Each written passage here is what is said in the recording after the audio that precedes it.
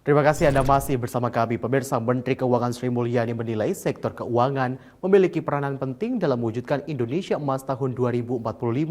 Menurut Sri Mulyani, Undang-Undang Pengembangan dan Penguatan Sektor Keuangan diterbitkan guna mengakomodasi sektor keuangan. Menteri Keuangan Sri Mulyani mengungkapkan bahwa pembangunan sektor keuangan menjadi suatu keharusan sebagai indikator untuk menentukan suksesnya visi Indonesia Emas 2045.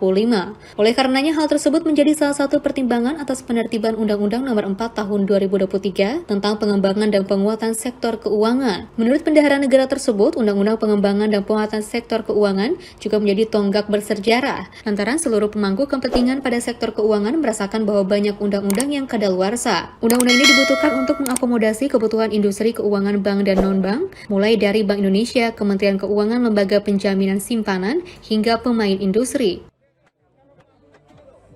Kalau kita mau bicara tentang indikator sukses, ya pada saat 2045 atau menuju 2045, sektor keuangan itu harus semakin advance, makin dalam, makin liquid, makin diverse. Dalam itu berarti volume.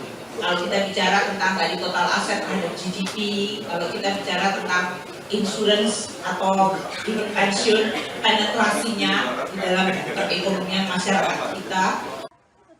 Sang Bendahara Negara juga menegaskan bahwa Undang-Undang Pengembangan dan Penguatan Sektor Keuangan ini menjadi salah satu warisan Presiden Joko Widodo pada masa kepemimpinannya untuk menjadikan Indonesia Emas 2045.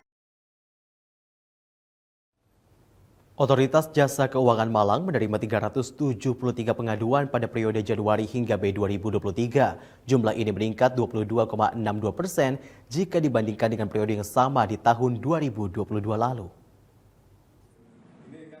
Hingga 31 Mei 2023, Pusat Layanan Otoritas Jasa Keuangan atau OJK Malang telah menerima 373 pengaduan terkait lembaga jasa keuangan. Angka ini meningkat 22,62% jika dibandingkan periode yang sama di tahun 2022 lalu, yang tercatat sebanyak 305 pengaduan. Adapun kasus yang paling banyak diadukan terkait kredit bermasalah sebanyak 170 pengaduan. Hal itu disampaikan Kepala Otoritas Jasa Keuangan Malang, Sugiarto Kasmuri, baru-baru ini. Menurutnya, peningkatan jumlah pengaduan ini ibarat dua mata pisau. Di satu sisi, masyarakat sudah mengerti cara dan tempat melapor ketika menjadi korban penipuan. Di sisi lain, OJK harus terlibat dalam banyak sengketa yang menuntut penyelesaian.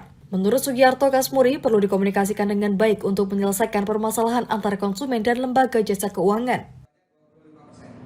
Jadi harapannya sebetulnya pengaduan itu semakin lama semakin turun. Itu harapan.